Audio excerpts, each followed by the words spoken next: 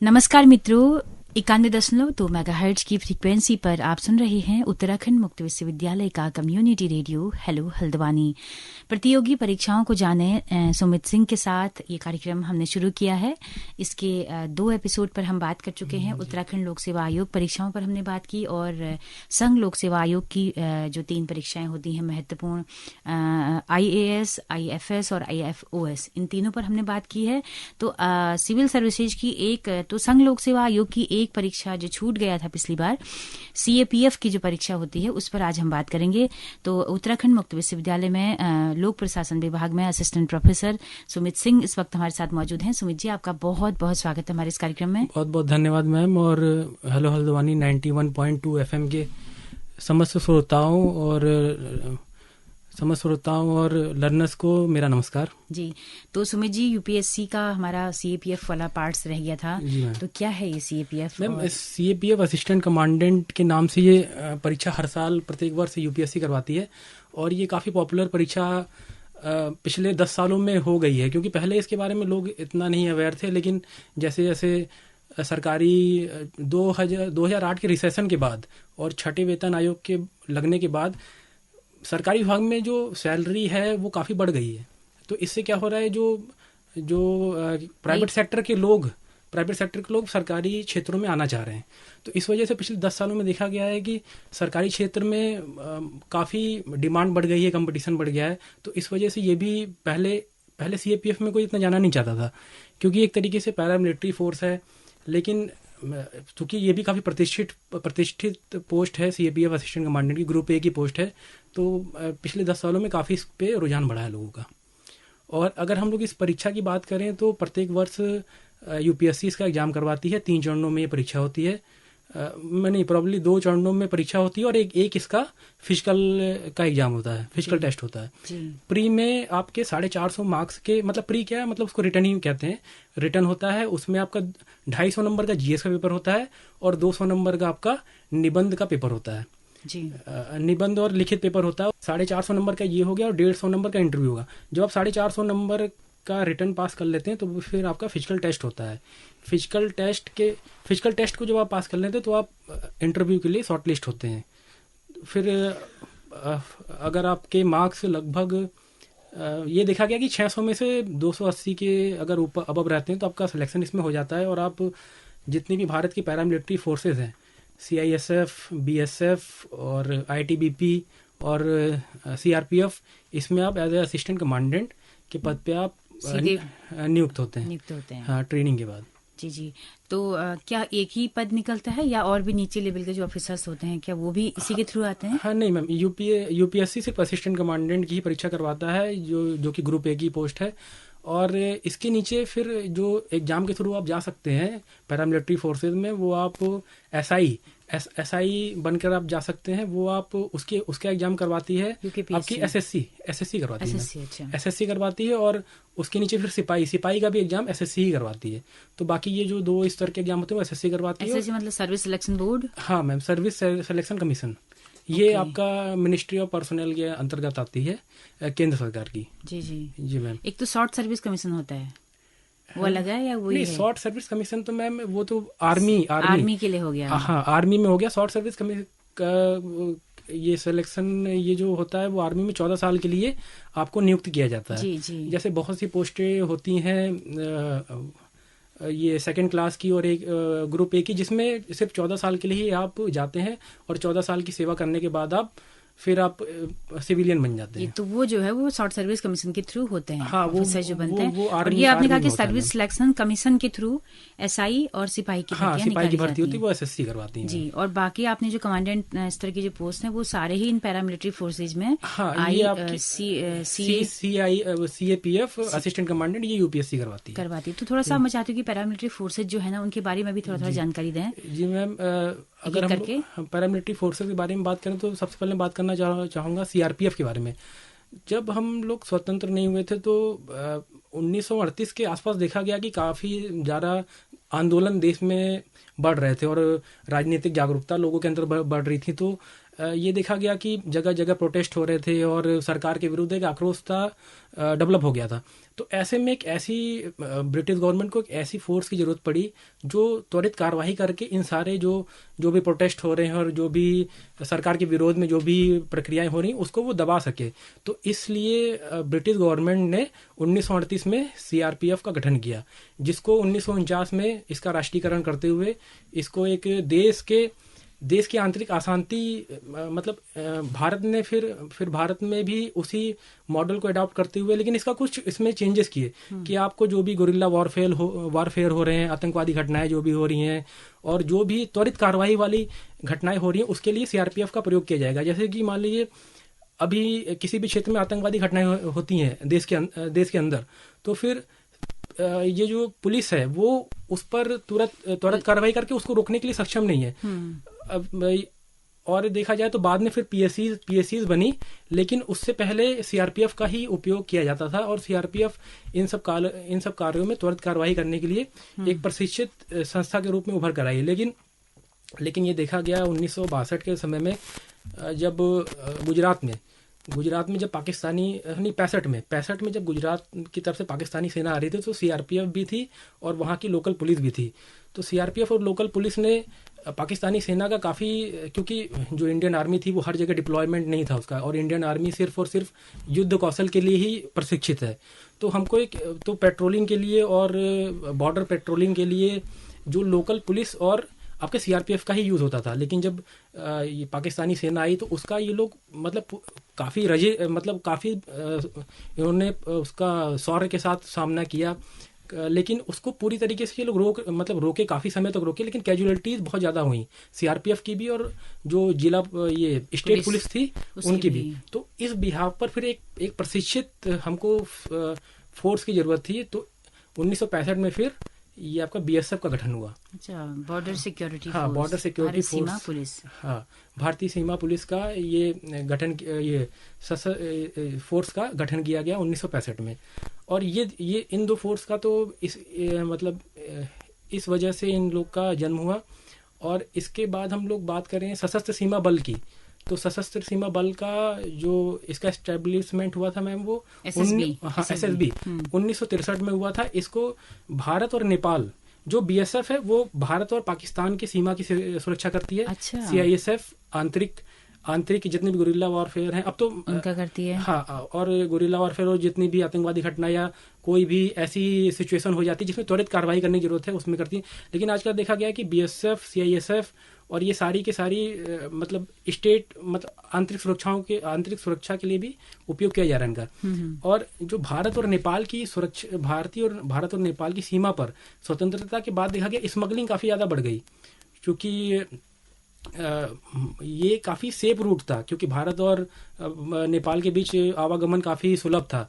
तो फिर पाकिस्तान और जो भी गैर कानूनी वो स्मगलिंग हो रही थी वो भारत और नेपाल के थ्रू ही हो रही थी।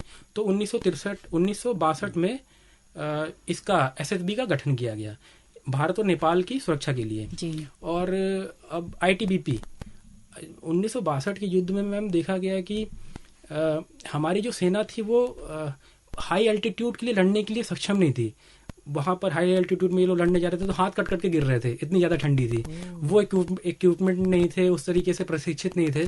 तो 1962 के बाद फिर आईटीबीपी का गठन किया गया, जो सिर्फ और सिर्फ इंडियन चाइना और इंडियन तिब्बतन बॉर्डर पर ही रहकर देश की सीमा की सुरक्षा करेगी। हाँ। तो इन ये मेनली 4 आईटीबीपी भारत तिब्बत सीमा police. Yes ma'am, Indo Tibet. हाँ, इंडो तिब्बतियन बॉर्डर पर ये आपका अरुणाचल प्रदेश से लेकर उत्तराखंड, हिमाचल प्रदेश और जम्मू कश्मीर के लिए लद्दाख, यहाँ तक ये पूरी फोर्स डिप्लॉय होती है जी। और एक प्रश्न ये भी है कि सेना क्यों नहीं ये दिया जाता। हाँ। लेकिन सेना, किसी भी देश की सेना सिर्फ और सिर्फ लड़ाई के लिए यूज होती है, या तो फिर बहुत ही ज्यादा एक्सट्रीम सिचुएशन है जैसे सियाचिन ग्लेशियर, वो भी एक वॉरफेयर जोन ही है, क्योंकि वहां पे सामने भी वो है और कभी भी वहां पे वॉर हो सकती है। तो इस वजह से वहां पर सेना का डिप्लॉयमेंट है और सेना को सिर्फ और सिर्फ युद्ध के लिए ही रखा जाता है। तो इस वजह से इन सारे बॉर्डर सिक्योरिटी फोर्सेस ही इनकी रक्षा कर रही है। और एक और पैरामिलिट्री फोर्स है,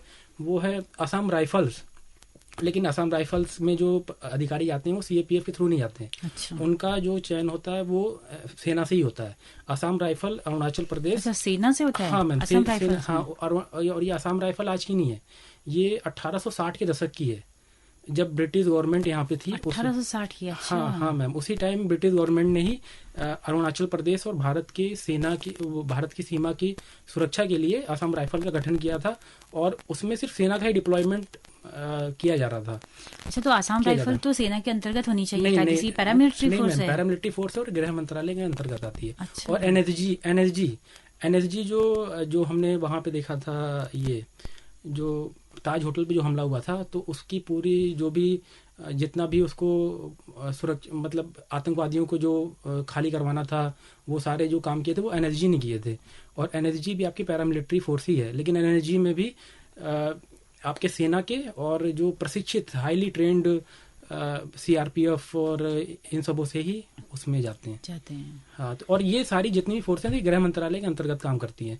असम राइफल भी सेना के अंतर्गत काम नहीं करती, या तो रक्षा मंत्रालय के अंतर्गत काम नहीं करती, वो सिर्फ ये आपकी गृह मंत्रालय के ही अंतर्गत काम करती है। जी, तो मुझे लग रहा है काफी अच्छे से आपने समझा दिया, और काफी सारी पैरामिलिट्री फोर्सेज हैं। अगर हम शॉर्ट में फिर से गिनना चाहें, हाँ, तो आईटीबीपी, बीएसएफ और सीआईएसएफ।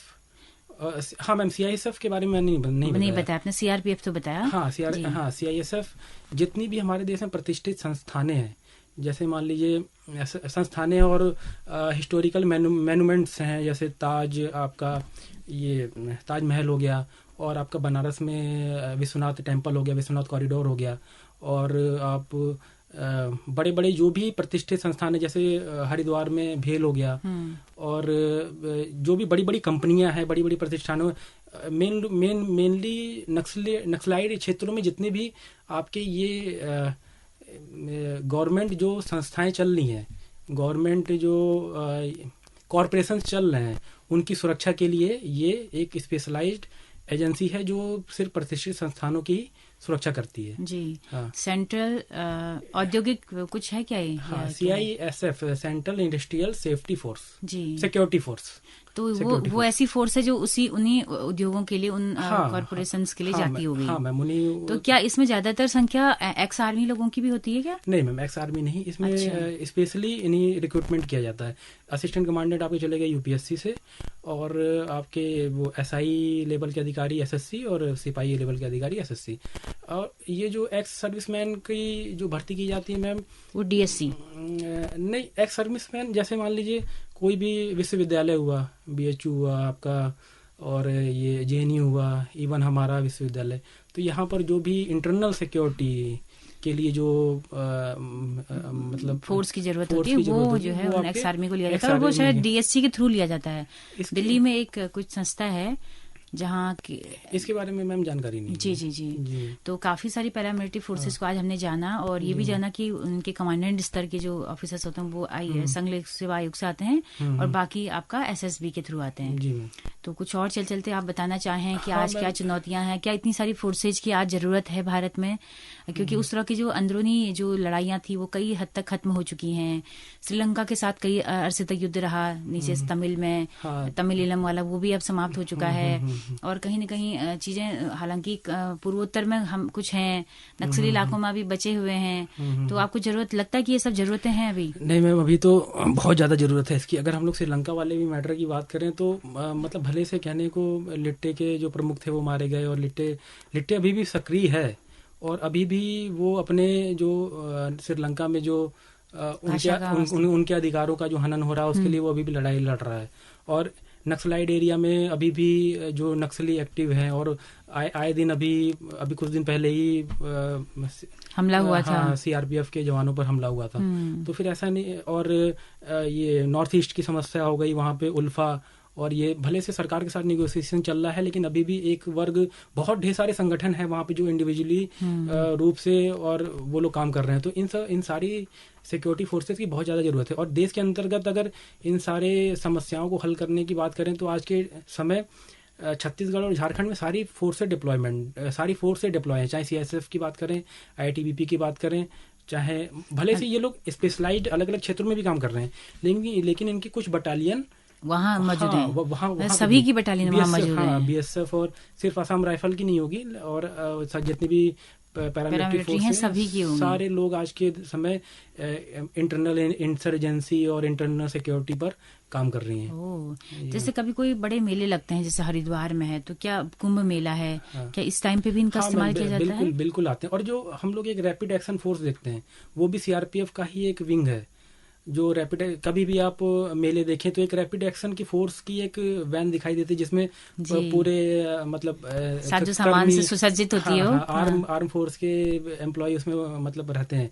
तो वो भी सीआरपीएफ का ही एक विंग है। जी जी। तो जितने भी पूरे भारत में जितनी भी चीजें ऑर्गेनाइज होती हैं, मेले होते हैं, और इवन चुनाव में, जैसे कि मैंने बताया था, कोर में ये पैरामिलिट्री फोर्सेज ही होती हैं, बीएसएफ, आईटीबीपी और सीआईएसएफ ही होते हैं। जी, तो जितनी भी भारत में जो भी बड़ी बड़ी ऑर्गेनाइजेशन और जो भी बड़ी बड़ी चीजें चलती हैं, वो सारी की सारी आज के समय में इन पैरामिलिट्री फोर्सेज के थ्रू ही फोर्सेज हो रहा है। के थ्रू ही हो क्या रहा है। होमगार्ड को भी पैरामिलिट्री फोर्सेज कहेंगे, और नहीं एक मैम, सबसे छोटी इकाई कहेंगे? नहीं मैम, होमगार्ड तो आपका जिला पुलिस के अंतर्गत ही आता है। जी जी। हाँ, ये इसके जो जिले के प्रमुख होते हैं वो जिला कमांडेंट होमगार्ड होते हैं, वो पीसीएस के थ्रू जाते हैं। अच्छा, जिला हाँ कमांडेंट। हाँ, तो ये मैम स्टेट पुलिस के अंतर्गत ही आता है जिला जी होमगार्ड। जी जी जी हाँ मैम। और इसके संगठन के बारे में थोड़ा सा बात करना चाहूँगा मैं। जी। ये और एक चीज़ ये भी है मैम कि हम लोग सेना के बारे में बहुत बात करते हैं, पुलिस के बारे में तो चलिए उनको देखते भी हैं, बात भी करते हैं, लेकिन एक पैरामिलिट्री फोर्सेस का एक वर्ग है जो अछूता रह जाता है। इनके बारे में कोई इतना जानता नहीं है। कुछ लोग इनको सेना के लोग ही करके जानते हैं, लेकिन इनके बारे में, और इनका योगदान बहुत ही ज़्यादा महत्वपूर्ण है। बहुत सारे असिस्टेंट कमांडेंट ये आपका छत्तीसगढ़ और झारखंड में मारे गए हैं। और जबकि असिस्टेंट कमांडेंट ग्रुप ए की पोस्ट है, अगर उसको एक इक्विवेलेंट देखा जाए तो आईपीएस के इक्विवेलेंट ही मानते हैं उसको। तो ये इन सब चीज़ों पर मतलब लोगों का ध्यान जाना चाहिए, और उनको इन सब चीज़ों के बारे में जानकारी होनी चाहिए। और इसके संगठन की बात करें तो हम सिपाही सबसे नीचे होता है, उसके बाद हेड कांस्टेबल, उसके बाद platoon commander, assistant platoon commander, उसके बाद प्लाटून कमांडर, फिर कमांडर। वो प्लाटून कमांडर, जो प्लाटून कमांडर होता है मैम, वही असिस्टेंट कमांडेंट होता है। और एक प्लाटून कमांडर के अंतर्गत 130 सिपाही और ये सिपाही और एसआई आते हैं उसके अंतर्गत। 130 पूरी उसको एक कंपनी दी जाती है। ये company commander, sorry ma'am, company commander और प्लाटून कमांडर उसके नीचे होता है। तो कंपनी कमांडर जो होता है वो असिस्टेंट कमांडेंट ही होता है। तो उसके अंतर्गत 130 से 40 पर्सनल की पूरी एक टीम होती है। और उसके ऊपर अगर हम लोग जाएंगे, प्लाटून का वो कंपनी कमांडर जो असिस्टेंट कमांडेंट होता है, उसके बाद डेप्यूटी कमांडेंट, उसके बाद फिर आपके होते हैं आईसी इंचार्ज, सेकंड इंचार्ज, वो कमांडेंट के नीचे होते हैं। उसके ऊपर होते हैं कमांडेंट पूरे एक बटालियन के हेड होते हैं। और कमांडेंट के ऊपर फिर डीआईजी, उसके ऊपर आईजी। एक जो सीएपीएफ असिस्टेंट कमांडेंट से जो रिक्रूट होकर जाते हैं, वो सिर्फ आईजी तक ही बन पाते हैं। अधिक से अधिक इक्का दुक्का लोग, जो लोग 21 साल की उम्र में बनते हैं, वो एडीजी भी बन जाते हैं। जी जी। लेकिन वो आईजी तक ही बन पाते हैं। उसके बाद जो एडीजी और डीजी का जो पोस्ट होता है, वो आईपीएस से ही जा रहा है। अच्छा, आईपीएस। हाँ, तो एक चीज ये भी है कि जो हम लोग बात करते थे कि एक आईपीएस और आईएएस का ही वर्ग पूरे सेवाओं पर प्रभुत्व उसका जो है। हाँ। तो ये देखा जा रहा है कि सीआईएसएफ को, ये पैरामिलिट्री फोर्सेज को हेड कौन कर रहा है? आईपीएस कर रहा है। और जबकि उसके लिए ट्रेंड और जो जिन्होंने जानकारी, जिन्होंने अपना पूरा जीवन होम कर दिया, जो जमीन पर जो लोग काम कर रहे हैं, वो सीएपीएफ असिस्टेंट कमांडेंट कर रहे हैं, लेकिन वो उसके प्रमुख नहीं बन पाते, वो सिर्फ आईजी तक ही जाके रुक जा रहे हैं। तो ये सारी चीजें भी देखने की जरूरत है, और इसमें भी निरंतर सुधार की आवश्यकता है। बिल्कुल, काफी अच्छी जगहों पे आप सुधार की गुंजाइशें निकाल कर लाते हैं सुमित जी। बहुत अच्छा सुझाव आपने दिया है, और बहुत अच्छी जानकारी भी काफी विस्तार से हम पा लिए हैं इसमें। तो कुछ और अगर बोलना बाकी हो इस विषय पर?